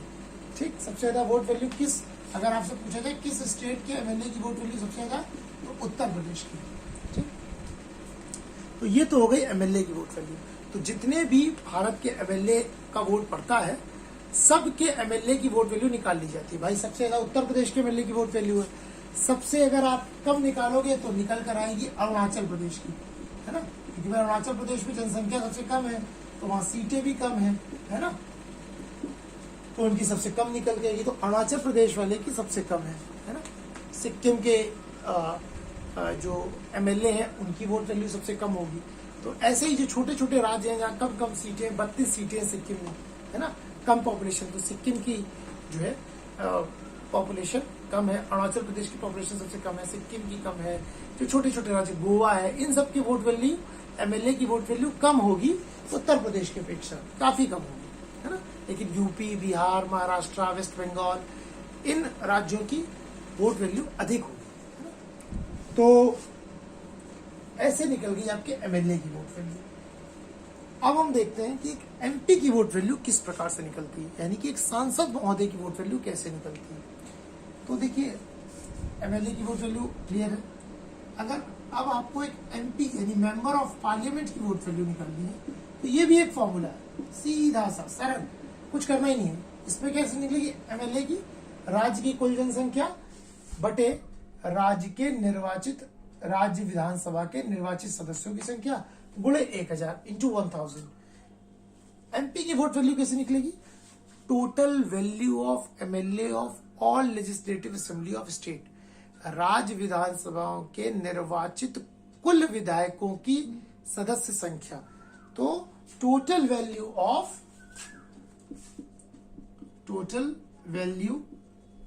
Of MLA of legislative assemblies, ठीक, सभी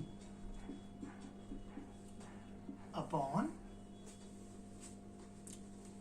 total number of member of parliament, यानी कि लोकसभा प्लस राज्यसभा के निर्वाचित सदस्यों की संख्या, इलेक्टेड मेंबर्स। तो कितने हैं, जो हमने लिखा था 543 प्लस 233, तो अपॉन ये कर दीजिए, ठीक। तो आपका निकल कर आ जाएगा कुल संख्या, ठीक। तो ये तो हुई एमपी और एमएलए की vote value, total value of MLA of legislative assemblies upon Lok Sabha plus Rajya Sabha के कुल निर्वाचित सदस्यों की संख्या। जब आप ऐसे करेंगे तो एमपी और एमएलए की वोट वैल्यू आ जाएगी।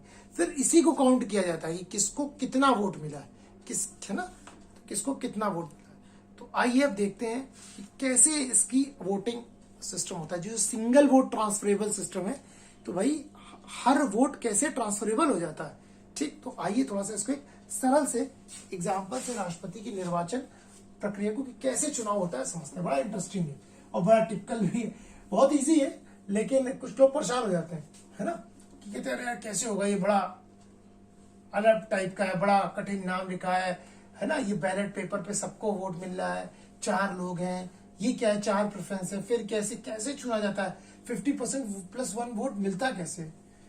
तो जैसे मैंने आपको बताया कि 50% प्लस 1 वोट पाना आवश्यक है।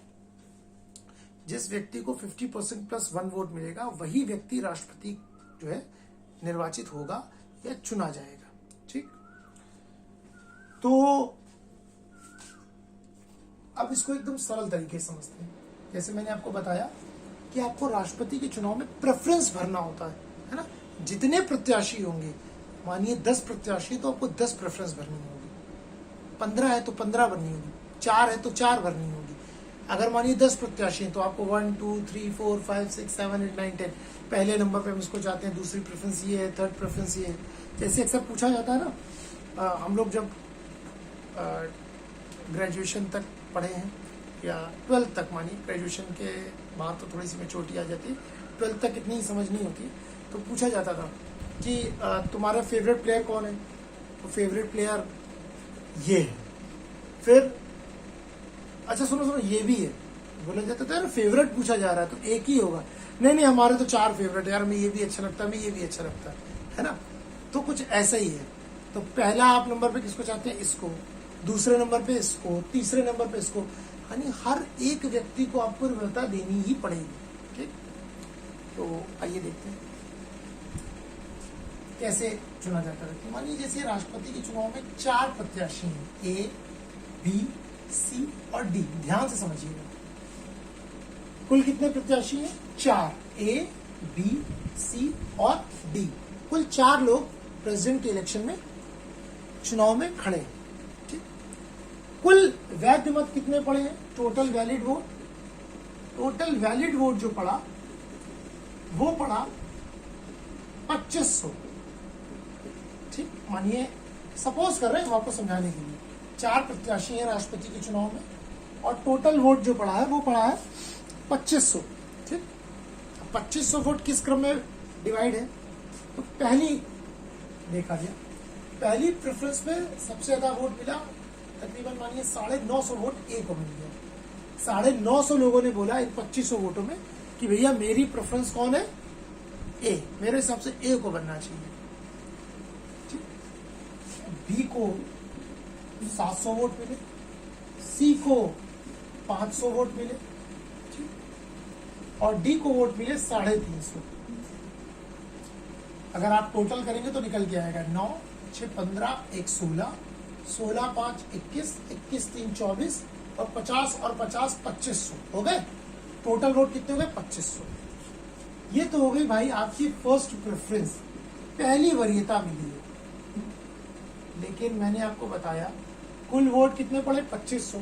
तो जो विजेता होगा उसको कितने वोट चाहिए, 50% प्लस 1, यानी कि 1250 plus 1 is equal to 1251 vote.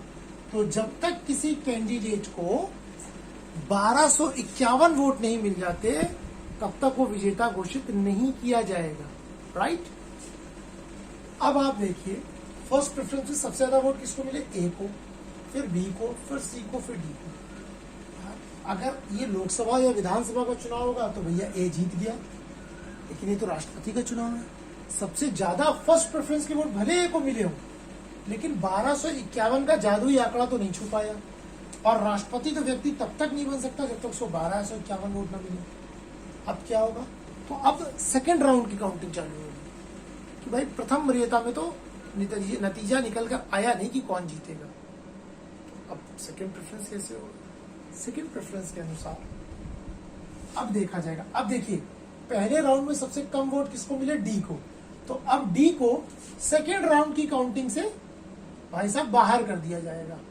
ठीक, अब जब सेकेंड राउंड की काउंटिंग होगी तो डी का वोट काउंट नहीं होगा। क्यों, क्योंकि भाई डी को सबसे कम वोट मिला है बाहर। लेकिन ये जो 350 वोट है ना, ये बर्बाद नहीं गए।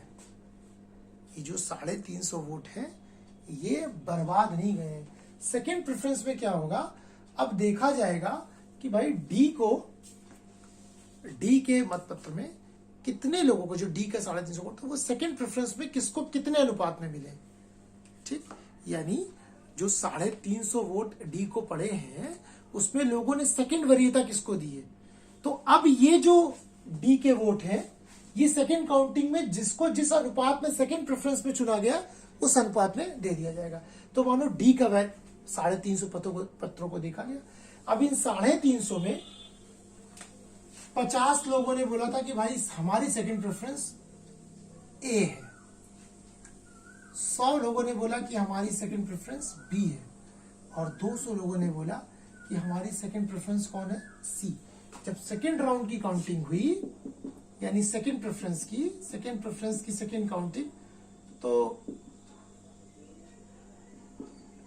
क्या हुआ, अब देखिए ना, इसके 350 वोट बढ़ गए। अब देखिए इस 350 में ए को प्रथम वरीयता में सबसे ज्यादा वोट मिले, लेकिन सेकंड वरीयता में कम वोट मिल गए, 50, 100, 200, इसके 350 वोट बढ़ गए इन लोगों में। अब क्या कोई विजेता निकल कर आया? 950, 1000, 700, 100, 800, 500, 200, 700।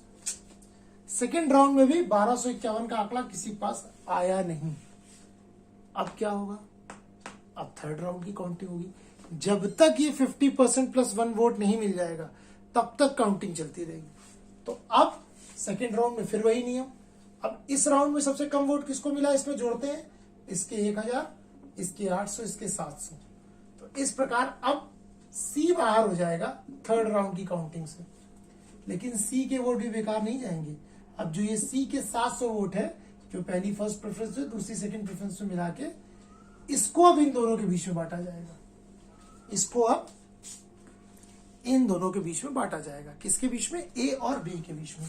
तो अब देखेंगे कि भाई थर्ड प्रेफरेंस किसको मिली है सबसे ज्यादा।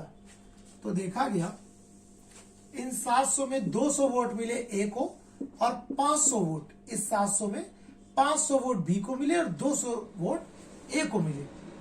ठीक, अब देखते हैं निकल कर आया। चलिए देखते हैं, 900, 200, 1100, 50, 50, 1200, 700 और 800, 800 और 5, 1300।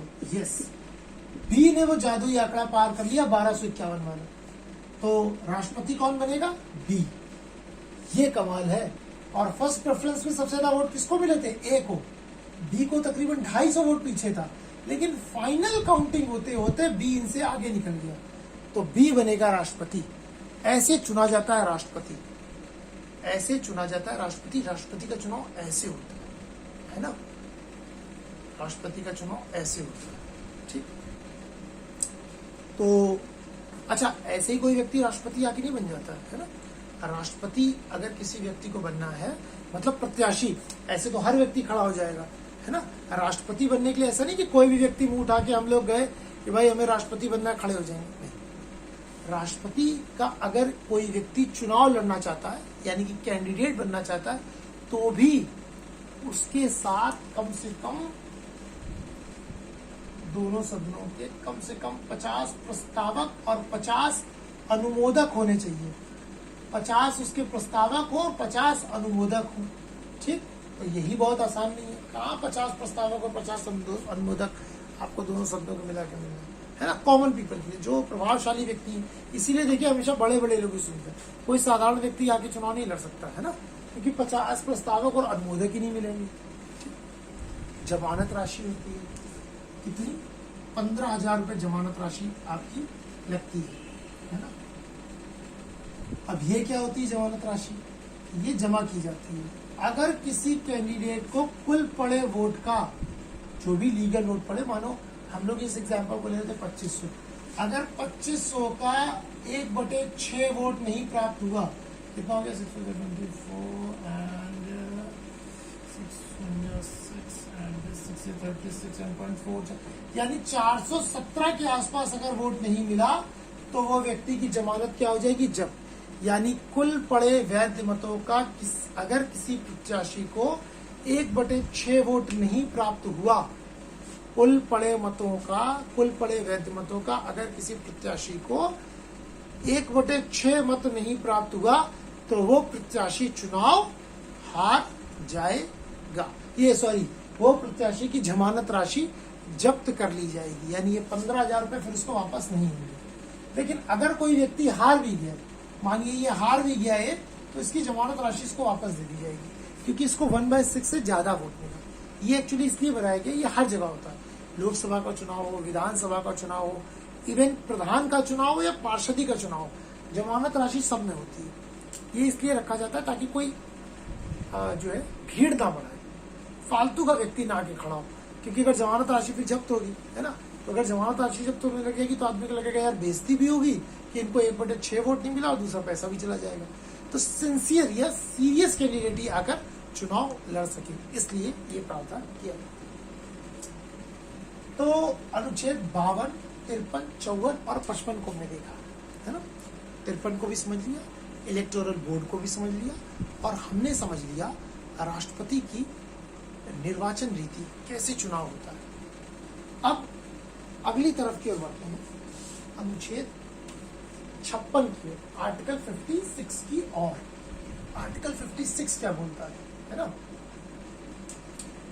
अनुच्छेद 56 जो है वो राष्ट्रपति की पदावधि की बात करता है, इसकी ऑफिस ऑफ टर्म की, कि भाई कोई व्यक्ति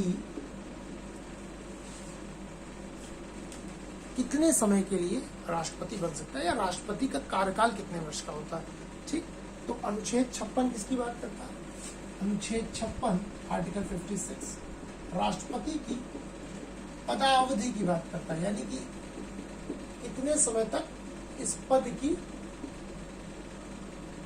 अवधि है ना? यानी कि tenure of the office of president, tenure या term of office of president, term of office of president. तो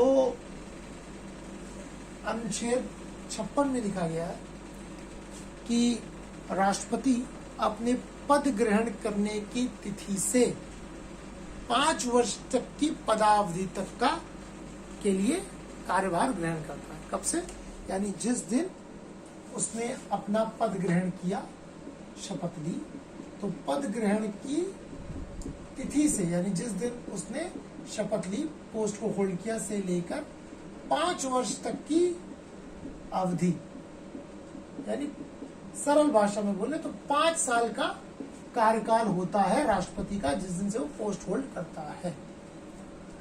लेकिन 2 परिस्थितियों में राष्ट्रपति 5 साल से पहले भी जो है इसका 5 साल से कम भी कार्यकाल हो सकता है। एक तो राष्ट्रपति स्वयं अपनी इच्छा से त्यागपत्र दे दे अपने पद से, राष्ट्रपति स्वयं अपनी इच्छा से त्यागपत्र दे दे।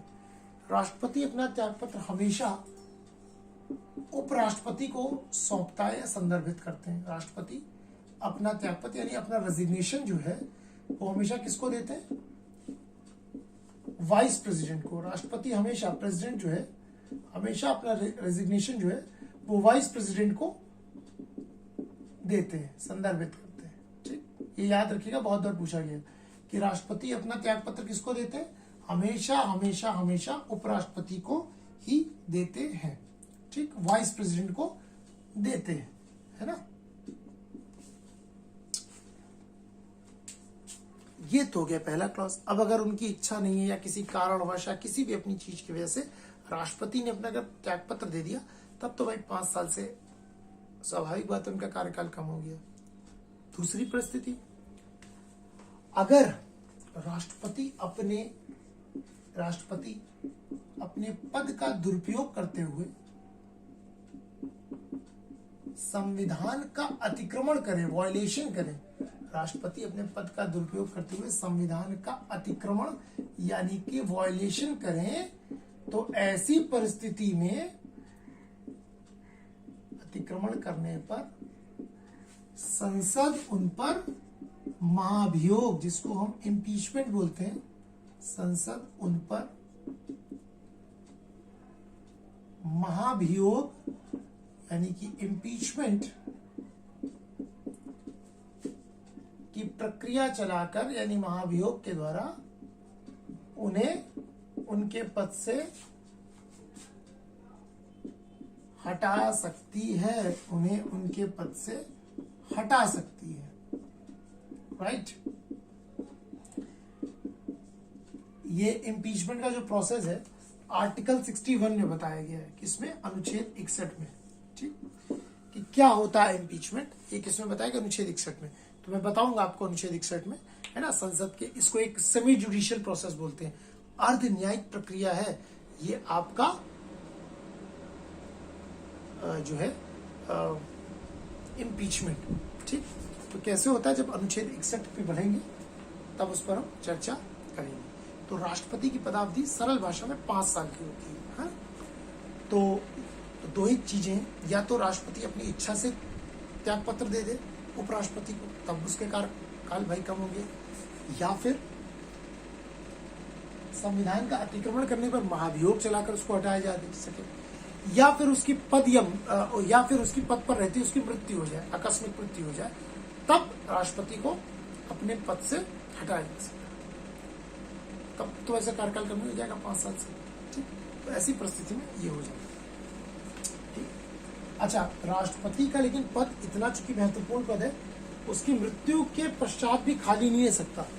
तुरंत कहा जाता है राष्ट्रपति की मृत्यु के 6 माह के भीतर, विद इन 6 मंथ, 6 माह के भीतर राष्ट्रपति का चुनाव कराना पड़ेगा। 6 महीने के अंदर अंदर आपको राष्ट्रपति का चुनाव कराना पड़ेगा। लेकिन इस 6 महीने क्या, 1 दिन 1 घंटे के लिए राष्ट्रपति पद खाली नहीं सकता। जैसे ही मृत्यु होगी तुरंत उपराष्ट्रपति को कार्यकारी राष्ट्रपति के रूप में अपॉइंट कर दिया जाएगा। तुरंत उपराष्ट्रपति को कार्यकारी राष्ट्रपति के रूप में अपॉइंट कर दिया जाएगा। अगर उपराष्ट्रपति भी उस समय पद पर नहीं है तो फिर chief justice of India, Bharat के वरिष्ठ यानी कि भारत के मुख्य न्यायाधीश को कार्यकारी राष्ट्रपति के रूप में अपॉइंट कर दिया जाएगा। अगर वो भी नहीं है पद पर उस समय तो सर्वोच्च न्यायालय के किसी वरिष्ठ जज को, मुख्य जज को, सीनियर जज को अपॉइंट कर दिया जाएगा। लेकिन ऐसा होता नहीं कि उपराष्ट्रपति भी ना हो, चीफ जस्टिस ऑफ इंडिया भी ना हो, अकाल थोड़ी ना पड़ गया है ना। चलिए, तो कोई है ही नहीं पद पे। लेकिन इनको अपॉइंट करने के बाद भी जो है आपका कार्यकारी राष्ट्रपति को 6 माह के भीतर आपको राष्ट्रपति का चुनाव हर परिस्थिति में कराना ही होगा। ठीक, ये खाली नहीं रहता है पद। ठीक, अगला अनुच्छेद 57 जो है वो राष्ट्रपति की दोबारा निर्वाचन की बात करता है ना, कि क्या कोई राष्ट्रपति कितनी बार निर्वाचित हो सकता है। एक्चुअली संविधान इस विषय में मौन है। संविधान ने ऐसा कुछ नहीं बोला। संविधान ने ऐसा कुछ नहीं बोला। कोई व्यक्ति कितनी बार भी निर्वाचित हो सकता है। कोई व्यक्ति भारत का कितनी बार भी राष्ट्रपति निर्वाचित हो सकता है। जैसे आप अमेरिका में बात करिए, अमेरिका में कोई व्यक्ति सिर्फ 2 बार ही राष्ट्रपति निर्वाचित हो सकता है ना। आप देखिए, जब जॉर्ज डब्ल्यू बुश थे तो वो भी 2 बार रहे। ठीक, उसके बाद आपका बुश के बाद आपका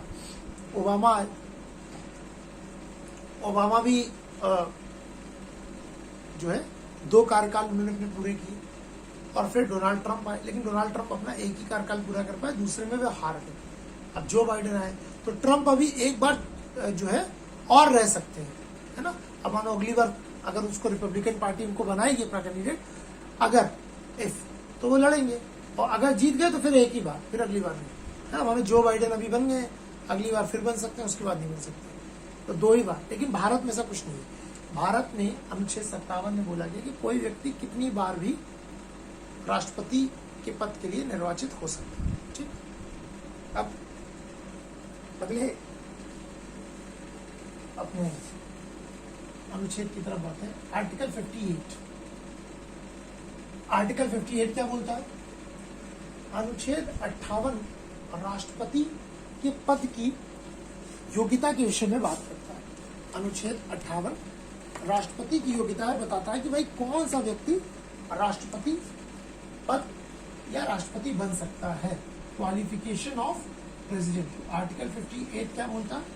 क्वालिफिकेशन ऑफ प्रेसिडेंट, कौन सा व्यक्ति राष्ट्रपति जो है वह बन सकता है। क्वालिफिकेशन ऑफ प्रेसिडेंट राष्ट्रपति की योग्यताओं की बात करता है।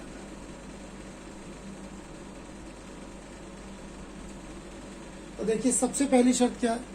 कम से कम वह 35 साल का हो, तो 35 यानी 35 वर्ष की आयु पूर्ण कर चुका हो। तो राष्ट्रपति का अगर किसी को चुनाव लड़ना है तो कम से कम 35 वर्ष की आयु पूर्ण कर चुका हो। जैसे लोकसभा का अगर आपको चुनाव लड़ना है या विधानसभा का तो 25 साल की आयु, राज्य विधान परिषद का या राज्यसभा का चुनाव लड़ना है तो 30 साल, राष्ट्रपति का चुनाव लड़ना है तो 35 साल। तो कम से कम 35 साल की आयु पूर्ण कर चुका हो। वह लोकसभा का सदस्य बनने की योग्यता रखता हो।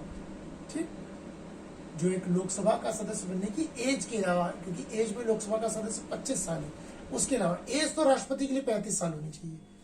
वह लोकसभा का सदस्य बनने की योग्यता रखता हो। बाकी योग्यताएं वही है जो लोकसभा का सदस्य बनने की होती है। इतनी तो एलिजिबिलिटी उसकी होनी चाहिए, लोकसभा का सदस्य बनने की योग्यता रखता हो। तीसरा है वह लाभ का पद ना धारण करता हो, ठीक, ऑफिस ऑफ प्रॉफिट होल्ड ना करता हो, लाभ का पद ना धारण करता हो। हालांकि लाभ के पद की कोई व्याख्या जो है वह संविधान में की नहीं गई है, ठीक, लाभ के पद की कोई व्याख्या संविधान में की नहीं गई है ना। इसीलिए ऐसा माना जाता है कि राष्ट्रपति, राज्यपाल या कोई मंत्री है, अगर पोस्ट होल्ड करता मंत्री है तो उसको लाभ का पद नहीं माना जाता, ठीक। तो लाभ का पद जो है सुप्रीम कोर्ट और हाई कोर्ट के द्वारा कुछ चीजों को डिसाइड किया गया कि कोई ऐसा व्यक्ति जो किसी एक ऐसे संस्थान में अपॉइंट हो जहां पर वह किसी की नियुक्ति कर सकता हो, उसको निकाल सकता हो, यानी किसी भी प्रकार से जो है अनैतिक ढंग से एक लाभ प्रदान करवा सकता हो, उसको लाभ का पद बताया गया है। वो सुप्रीम कोर्ट और हाई कोर्ट, संविधान में इसकी अलग से कोई व्याख्या नहीं की गई है। तो ये 3 योग्यताएं जो व्यक्ति धारण करता है, वही 3 चीजें जिसमें होंगी, वही राष्ट्रपति का चुनाव लड़ने के लिए एलिजिबल है, प्रत्याशी है, ठीक। उसके अलावा मैंने ये तो चीजें होनी चाहिए। उसके बाद कम से कम 50 प्रस्तावक और 50 अनुमोदक हों, है ना। उसके साथ कम से कम 15,000 रुपए हों जो जमानत राशि के रूप में जब्त कर सके। उसके बाद जाके आप राष्ट्रपति के पद के प्रत्याशी के रूप में होंगे। फिर जब जीतेंगे तब जाके राष्ट्रपति आप बन सकते हैं। पूरी निर्वाचन रीति मैंने समझा दी। तो आज अनुच्छेद 52 से लेकर अनुच्छेद 58 तक हमने समझ लिया। तो बाकी के राष्ट्रपति का महाभियोग क्या आता है, राष्ट्रपति को शपथ कौन दिलाता है, राष्ट्रपति की शक्तियां कौन कौन सी हैं, राष्ट्रपति की वीटो पावर्स कौन सी हैं, राष्ट्रपति की legislative powers, executive powers, judicial powers, इन सब की चर्चा हम अपने नेक्स्ट क्लास में करेंगे। तब तक के लिए thank you very much and जय हिंद टू एवरीवन। और आशा करता हूं कि राष्ट्रपति का आज जितना हमने चैप्टर पढ़ा है वो आपको अच्छे से क्लियर हो गया होगा, ठीक है। सो तब तक के लिए अपनी नेक्स्ट क्लास के लिए thank you very much and good day to everyone.